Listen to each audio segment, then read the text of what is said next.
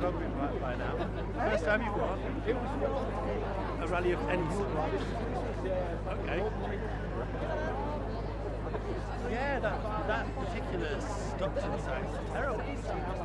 But actually, and there's so many ways to get back. There's so many, but you're wasting your time talking to those people. They just soak up your energy. They couldn't be the people you are. But I actually think, because I only just found out about that Jeremy Corbyn yesterday about how. You know, yeah. Well, we set up an anti-racist justice league. Not that it's anyone.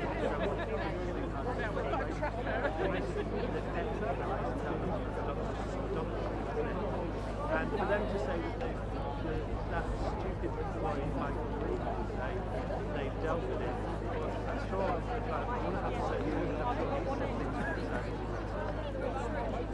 and those my favourite of the most stupid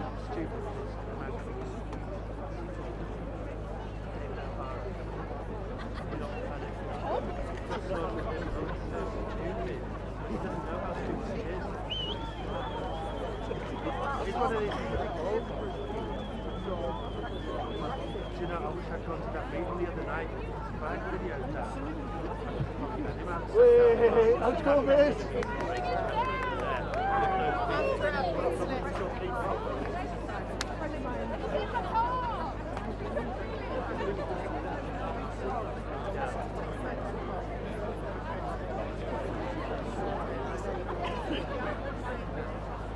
The other thing is, even Tories should, they're like Tories, traditional Tories,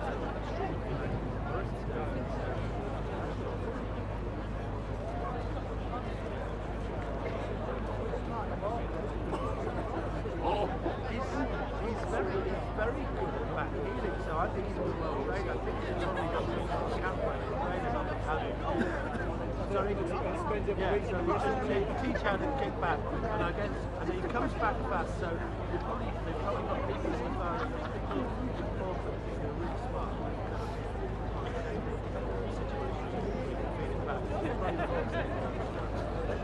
You can, I don't know, pound a day, you can hire someone to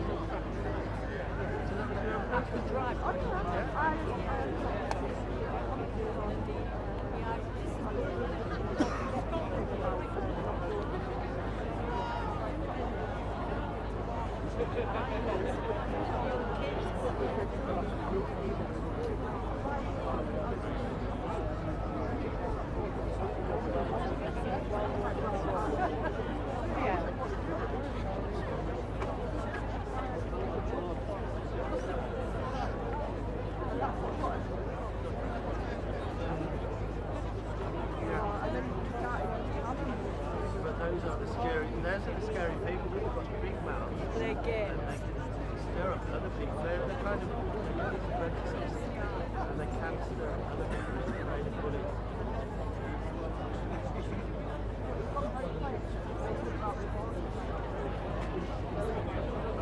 No, well, I posted something about that. He came back to something. Again, I want to stick it. I want to see if I can find something that said that it's racist. Exactly what he's trying to say as soon as they deal with it, right around you, instead of yourself having to pick that up.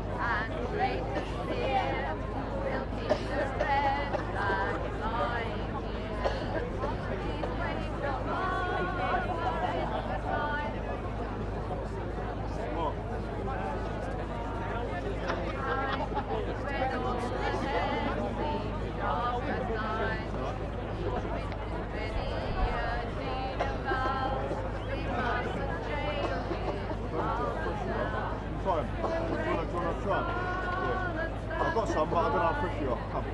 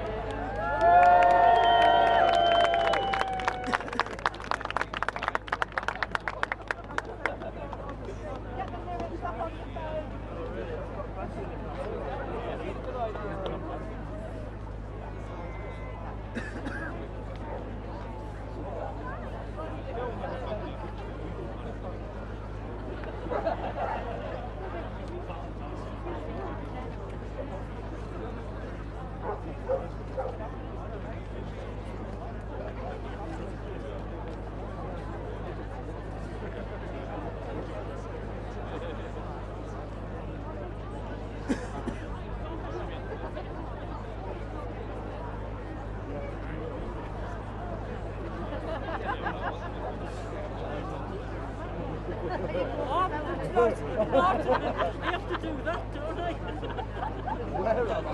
Where am I? I'm not.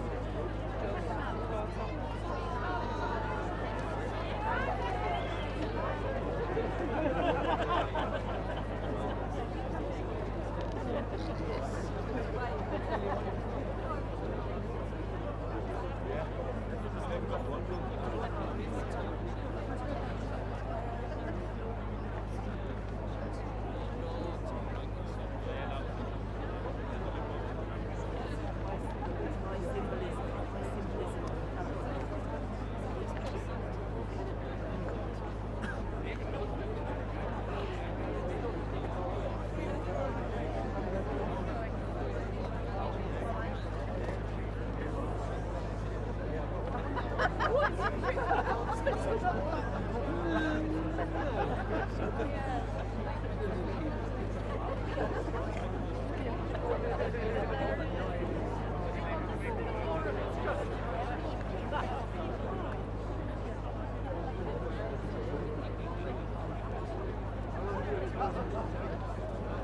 half an hour.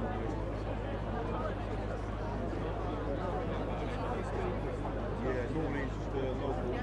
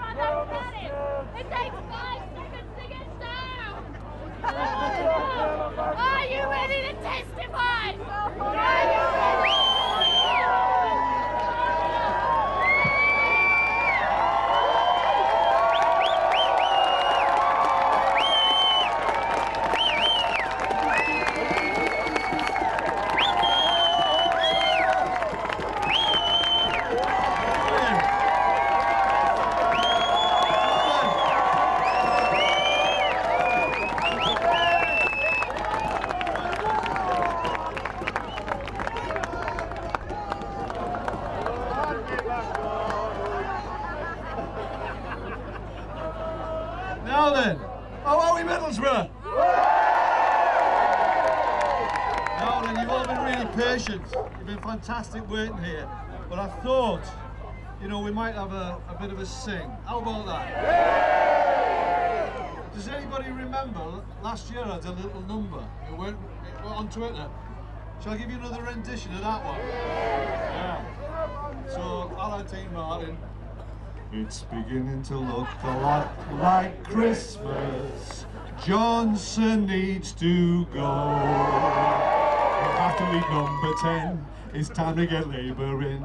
They made a mess, the Tories need to go. It's beginning to look a lot like Christmas. Lots of ho, ho, ho. But the prettiest sight to see will be Jeremy by the tree. By number 10's front door.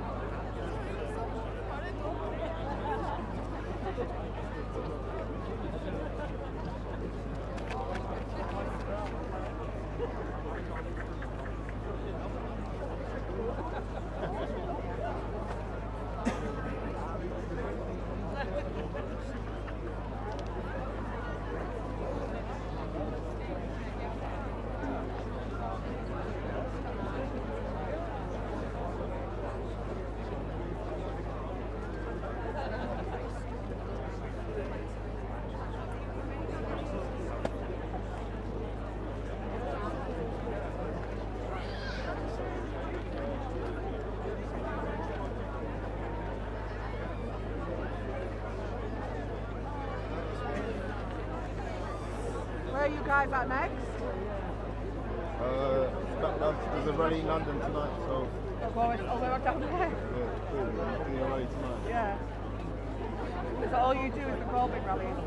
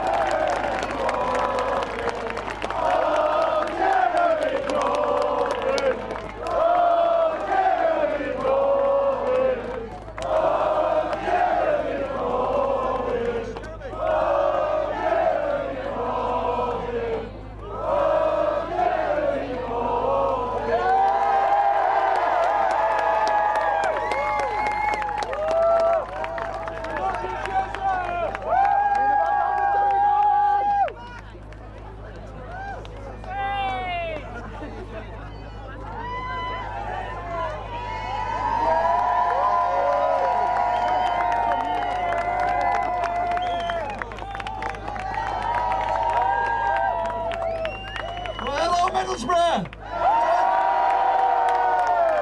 Fantastic to see you all here, and thank you for everything that you've done. We're on a move here. There's something happening, and you can feel it. We know we're on the move.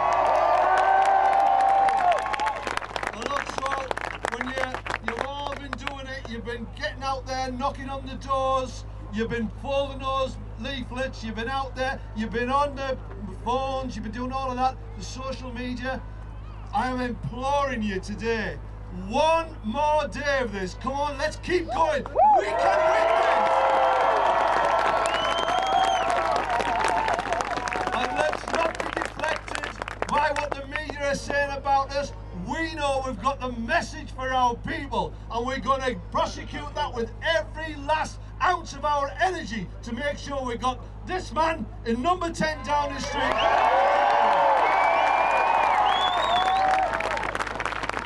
Sisters, brothers, brothers, if we want to bring an end to this punishing poverty and austerity that the Tories have visited on our people, there's only one way we're going to do it, and get people voting Labour. Let's get a Labour government in.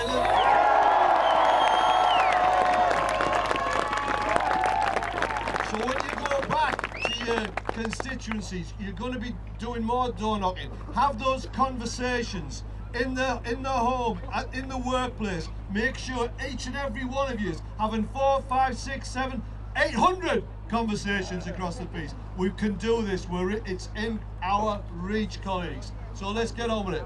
So, honestly, a huge thank. We're all absolutely in awe of what you've all done for us. You've been fantastic. This is a Labour team effort, and we've all played our part. And a huge thank you from me personally. So, look, without further ado, I'm going to introduce you to one of the absolute stars of this campaign. She's been an absolute stalwart, and my goodness me, hasn't she performed brilliantly in the media? I'm going to give you Lauren Pidcock.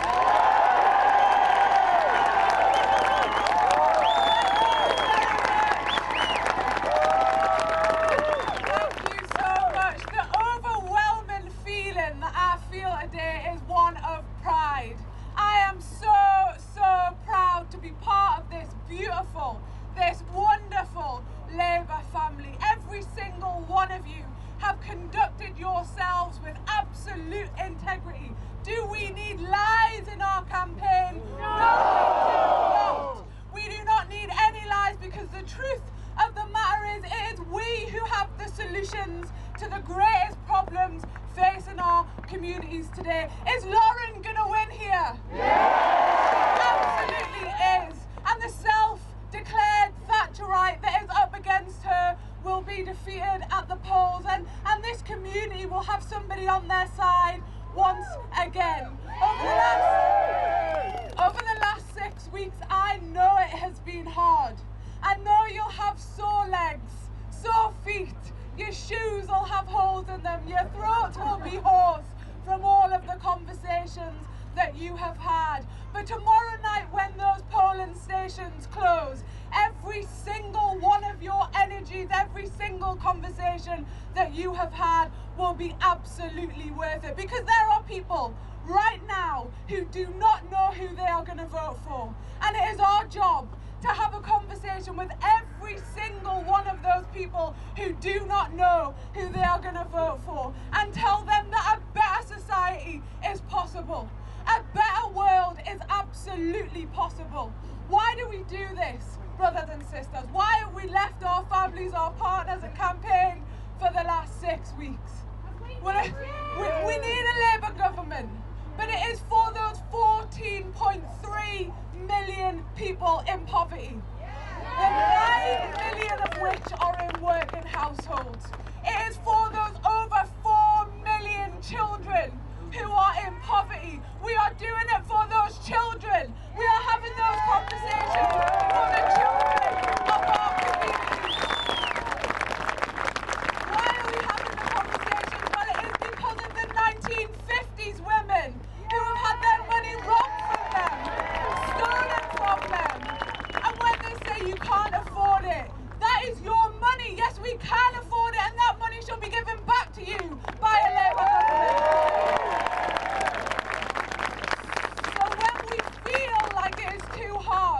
When we have those dispiriting conversations, though they are fewer and fewer now, know that we are doing it for the person who has been sanctioned so cruelly by this shameless government, for the person who cannot feed their child, who goes out to work every single day, spends hours and hours and hours at work but cannot pay their bills. All of our energy is for them to build a different and better society. Is it possible? Yes! Of course it is possible. These next few hours, they will throw absolutely everything at us. This man, Jeremy Corbyn, has sustained the most unbelievable attacks on his character in the last few years, and he is still standing tall. He is still standing strong.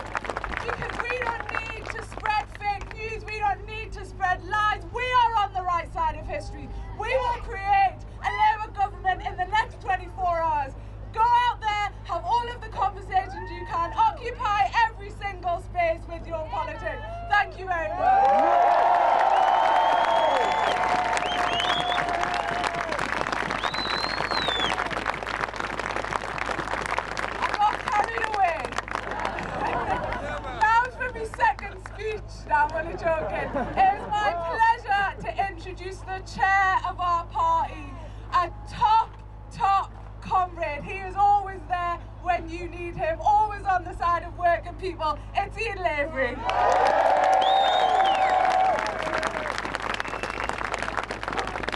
Well, I'm absolutely delighted to be here. I'm absolutely buzzing. Because you know what, Middlesbrough?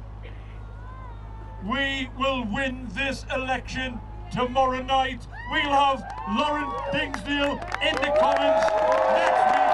And we'll have Jeremy Corbyn, the new Prime Minister.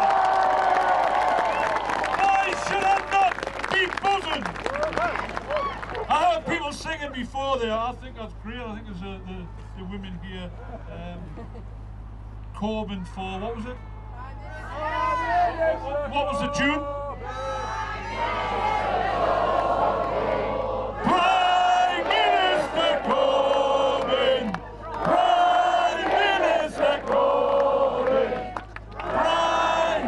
And let me tell you, thanks very much for that. You're not a very good singer, mind, but never mind. Listen, it's within our grasp. We're only inches away from the winning line, despite the mass hysteria from the establishment, from the media, everyone who was absolutely desperate to avoid a Labour victory. And you know what? With the support of people here in Middlesbrough, with the support of people right across this country, we're nearly there. I promise you, we're nearly there. When you see this, I call this the book of hope. This will transform communities, it'll transform society, it'll transform our great country. Because everything in there, there's something to change people's lives. There's too many people suffering, by the way. There's too many suffering in this country, and this election isn't about Brexit. I'm not interested in the Brexit. This is about what type of society we all want to live in. It's about looking after each other. And by goodness, the Book of Hope spells that out tremendously well. You know what? We cannot afford another 5 days of Tory austerity. Never mind another 5 years of Tory austerity. We cannot have another 5 days of Boris Johnson, for heaven's sake. The lies, the misogyny, the racism. It's an absolute disgrace. He should never ever be Prime Minister of this country, and he's not fit for purpose, and we're going to boot him out like a dog in the night. Tell you what, when you know on these people's doors, people in community right across the country, when they're saying they don't know, ask them, are they prepared to see people in the foreseeable future, kids in poverty, kids going to school with holes in their shoes, kids going to school without the right attire in these freezing cold conditions, not even having enough food in their bellies. 4.1 million kids in poverty, lots of them in areas like this. We cannot allow this to continue.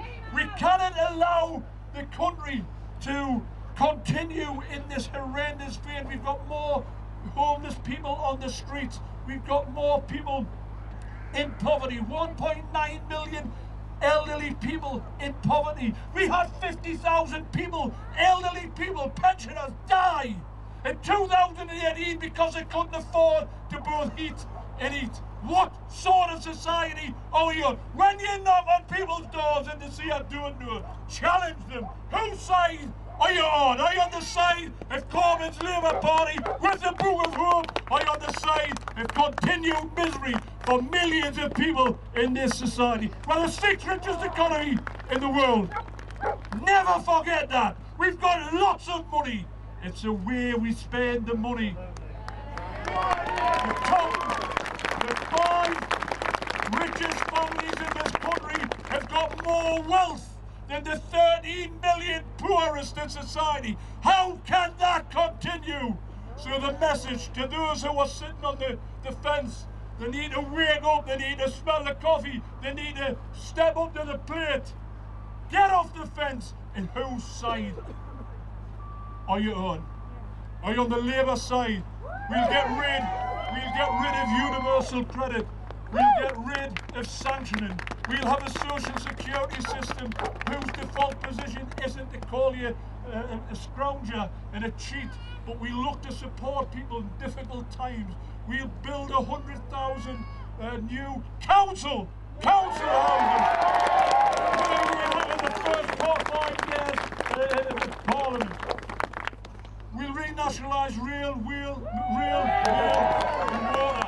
We'll give people whose side are you on?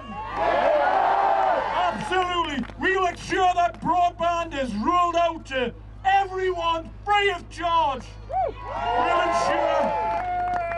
We'll ensure, comrades, friends, that we'll protect and invest in the NHS. And a message from Middlesbrough today: the NHS is not for sale. But Jeremy's been very clear on that. So we'll protect the NHS, we'll put money in your pockets, we'll ensure that the public sector workers, the fantastic work they've done for generations, the fantastic work they've done under the most terrible conditions in the last 9 years, we'll give them an immediate 5% pay rise. We'll also ensure that the real living wage will be introduced £10 an hour from 16-year-old right up to the recent level. Can you imagine what difference that makes to ordinary people, 16-year-old? It means £6,000 rise immediately. It'll transform society. It means that young people will not have to use food banks. It means that young people will not have to claim benefits. We're going to get rid of that. We're going to value people in society. We're going to make sure that this document is not only a strategy document as it stands, this will be the manual to transform society. This is what we'll operate from when Jeremy gets into number 10 on Friday morning. Solidarity!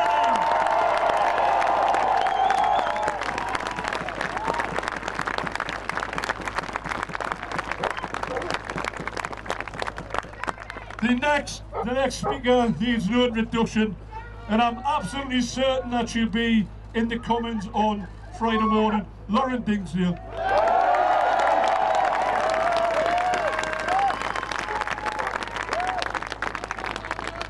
Thanks, Ian. I am absolutely thrilled to be standing here today after 18 months of campaigning in this constituency, in my home constituency, for the people that I went to school with, for my family, my communities. It's an absolute honour to be stood here today. The hardest part of the campaign hasn't been the fact it's a winter election. It hasn't been the rain, the cold. It hasn't been the media and the constant barrage of fake news. It's been the stories that I've heard on the doorstep. I've had over a dozen people actually break down in tears to me on the doorstep about what they've had to go through over the last 9 years of Tory austerity. Just this week, a man called me about his daughter who had had a fall in Martin just up the road at about 6:30 at night, and an ambulance wasn't able to get there till 1:30 in the morning to take her to James Cook. That's 7 hours in the cold, in the dark, and in excruciating pain. This is not acceptable. And under 5 more years of the Tories, it would only get worse. But the best part of the campaign has been able to stand on that manifesto, being able to stand with that true message of hope that things can be different and that things will be different. That manifesto is an absolute blueprint for how we can rebuild our country and rebuild society and rebuild our economy so that it works for normal people like us.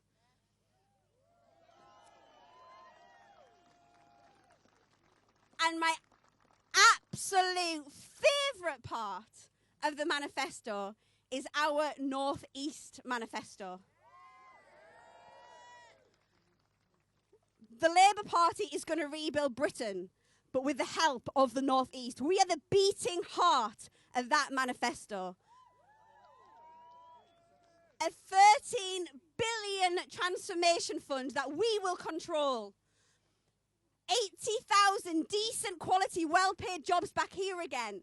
Us leading the way in carbon capture and storage, in hydrogen, in manufacturing the components for the wind farms and for the electric cars, a new steel recycling plant in Redcar. We have real plans to transform this area and bring it back to prosperity again. And we have about 33 hours to do it. Now, we've put in a lot of hard work over the past 18 months, and particularly in the last 6 weeks, but it's not over yet. 33 hours to change the country, and 33 hours to get rid of the Tory MP here who doesn't bother answering his constituents' emails.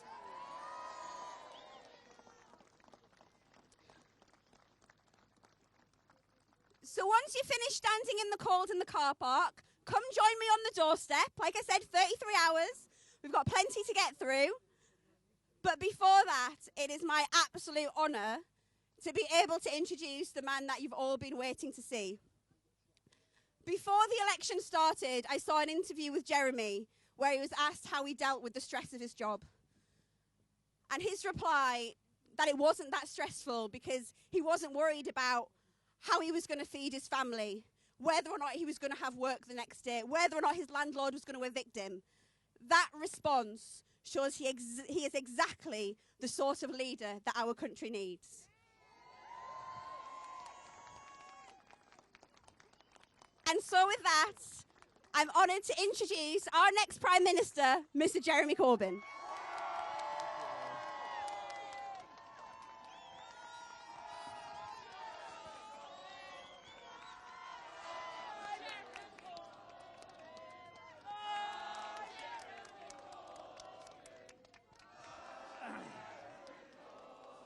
Thank you. Thank you, Middlesbrough. Thank you all for being here today. I just let you know this is the 82nd constituency I've been to during the last 51 days of this campaign.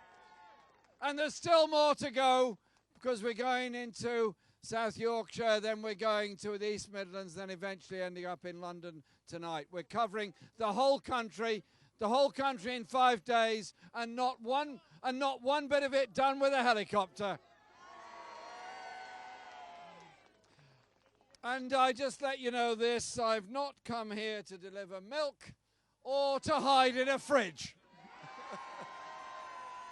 I've come here with a message of hope for this country, of what this manifesto, what our party represents.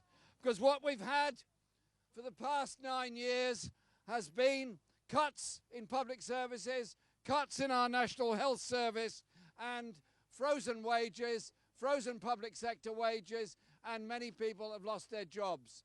What Lauren was just talking about, the way in which universal credit operates, the cruelty of that system, all of this was a political choice made in 2010 by the Liberal Democrats and the Tories. They knew exactly what they were doing when they imposed austerity on the people of this country. And the North East has suffered worse than many other areas because it already has a lower level of investment from central government, already has more people living in poverty, already has more people with insecure work and a very difficult future so long as this Tory government stays in office. So our manifesto is there to be carried out as soon as we win this election. And I am utterly determined to do it. I'm determined to lead a Labour government that will properly fund our National Health Service, the social care that people need, and end universal credit and the horrors and the indignities that go with it. But it's also about investment for the future. The people that have spoken on this platform today have done fantastic work in Parliament. I want to thank Andy MacDonald for the work that he's done as our Shadow Transport Secretary, because he's led the way on bringing our railways back into public ownership where they should never have left. reducing the fares on them in the process, but also ensuring there is a bus service operating in all parts of the country. Because it's all very well being able to get to a place by train. If you can't get any further, it's not much help. And if you live in a remote community and there's no bus and you don't have a car and you can't afford a taxi, you are stuck. Surely it's up to us in government or in councils to make sure there are bus services for the whole country, and that is exactly what we will be delivering. And then you follow the news of the last few days, follow the way in which the Prime Minister and the government have behaved. Every story that comes out about shortages in the NHS, problems of treatment of patients, the way in which the staff in the NHS are so grotesquely overworked and under such strain and pressure. And you can only throw yourself at the problem and say it's got to be solved. You can also show support and sympathy for NHS workers. Somebody contacted me this morning. Their mum was taken into an A&E department yesterday afternoon, and this person is not blaming the NHS, not blaming the staff, not blaming anyone in that hospital. She's saying that her mother is still waiting for a bed to go into in the hospital, and it's only the middle of December. How much worse is this going to get when the weather gets even colder, end of December, January, February? That is the winter crisis that never leaves us anymore. 40,000 vacancies in the NHS, £10 billion of privatisation of the NHS by this government, and the crisis gets worse and worse and worse. And so, let's say a big cheer for all the NHS workers and what they do.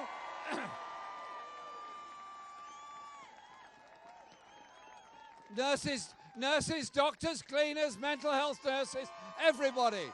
It's the team that works in the hospital. It's the team that works in the hospital. And so, Boris Johnson claimed that sort of about 15 hours after he became Prime Minister, he was going to build 40 new hospitals around the country. No, we don't use bad language. I leave that to Ian Lavery. And then I thought, well, my job, Leader of the Opposition, is to ask him a question. So I said, where are these 40 new hospitals going to be? Not really sure. Okay. A few days later, another question, and it's 40 suddenly become 20. Okay. That's a 50% reduction. A few days later, it becomes 6. A few days later, it becomes the seed funding for the possibility of 6 new hospitals. In other words, absolutely nothing. Just a complete piece of dishonesty. And then we asked about these talks going on with the USA, the secret trade talks that are going on. We asked for the papers on them. And under the Freedom of Information Act, they were indeed produced. Pages and pages of them. Pages and pages of black ink blotting out all the words of the discussions that had taken place. All we know is that Liam Fox and officials from the government were attending these talks. We then found from the United States that they had indeed been discussing Britain's public services in a future trade deal with the USA. And then all the documents were revealed, and we made them all public last week. And you go through them and it's truly frightening. They sat down there for 2 years talking about access to our public services for American companies. And they talk about access to the health market in Britain. Well, I didn't know we had a health market. I thought we had a national health service in Britain. And that surely is the principle behind it. And so you then go through it and you discover that they're proposing that the patents on very expensive medicines from the USA will be extended so we can't have the generic form of them, putting up medicine prices. We then discover that they're wanting access to public service markets. And then we discover they want what's called investor protection for US companies to come into the British market.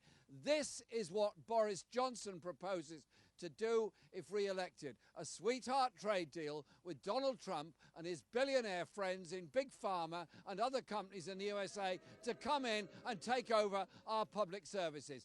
Our message is very, very clear and very, very simple. It goes like this. Our NHS is not for sale. Not for sale now or at any other time in the future. And so you then have to move on to how we conclude this election campaign. As Laura pointed out, we've now had 51 days of this campaign. We have 51 days of unbelievable levels of abuse hurled at leading figures in the Labour Party, unbelievable levels of character assassination going on against individuals in our party and our movement. And I simply say this: if you wish to inhabit the gutter, that's absolutely fine by me, but I will not be joining you there because I am more interested in getting the issues across. So you have to ask yourself the question of trust. Do you trust the Prime Minister to do a deal with the United States? Do you trust the Prime Minister to protect our National Health Service, our Education Service, or any other service? And to him, telling the truth, telling an untruth, it all becomes some sort of vague mirage that moves on from one day to the other. I think it's clear that tomorrow we've got to decide which way we're going to go in this country. We're a country with 4 million children living in poverty. We're a country where the life expectancy is declining in some areas of the country. We're a country with 700,000 children either in oversized classes or being taught by an unqualified teacher. We have 130,000 children who'll wake up on Christmas morning not knowing if they've got the certainty of somewhere to live in the future. And for most working class communities all across Britain, their spending power has declined by about a quarter since 2010. That is the reality of what austerity has done. And you've seen it in the boarded up shops in the high street. You've seen it in the youth centres that have been closed, the libraries that have been closed, the sports facilities that are priced out of the range of ordinary people. You've seen the way in which our communities have been devastated. And those in work, now reduced, 1 million of them, to working on 0 hours contracts, which in reality is no different to the way that dock workers were treated in the past when they were told to queue up and try and get a day's work. Staring at your mobile phone all day, hoping for work tomorrow, is practically not much different. So it needs a Labour government that's going to do things very differently. But some people have not suffered from austerity at all. Austerity has not fallen evenly across the country. David Cameron once memorably said, "We're all in it together." No, we are not. There's now 150 billionaires in Britain. The very richest people in Britain have seen their personal wealth double in the last 9 years. You've had a government in office that slashed the services and the spending on people, ordinary people, all across the country, and at the same time given tax relief and tax write-offs at the top end to the very wealthiest. We're a more divided society than we've ever been. Are we seriously going to allow this lot back into office to create more division, more poverty, and more desperation in our society? I am utterly determined that we go out flat out between now and 10 o'clock tomorrow evening to get everyone to vote, and hopefully that they will vote Labour and recognise in our manifesto there is hope, there is something positive.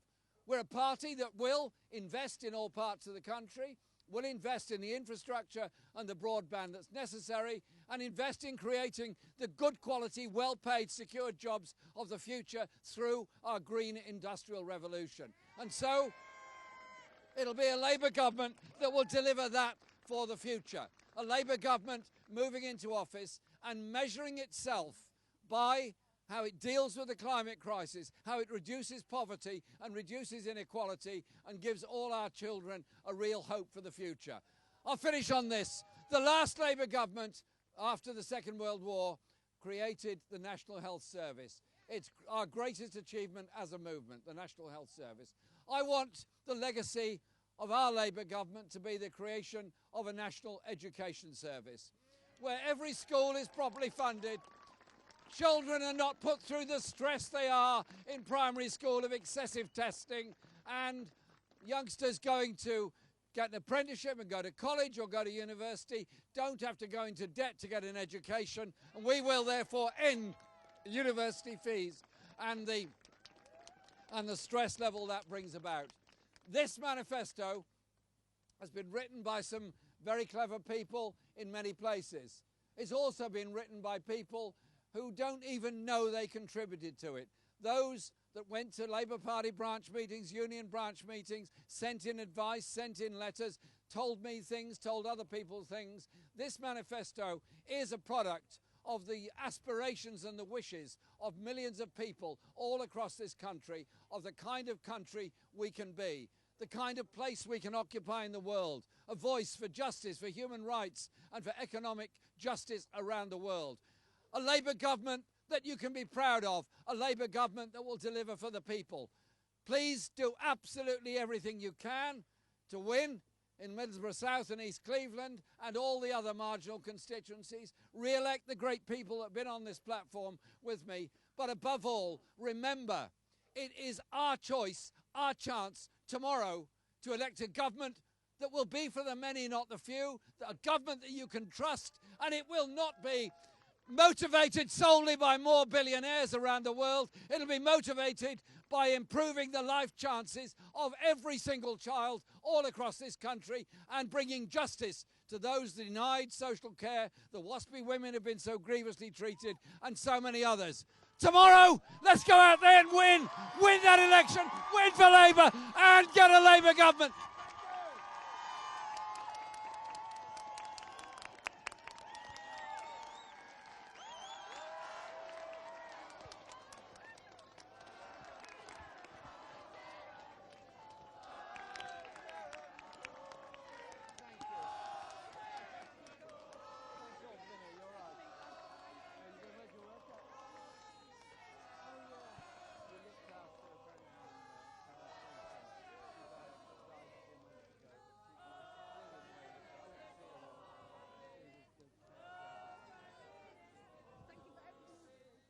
Any more speakers? Is that it?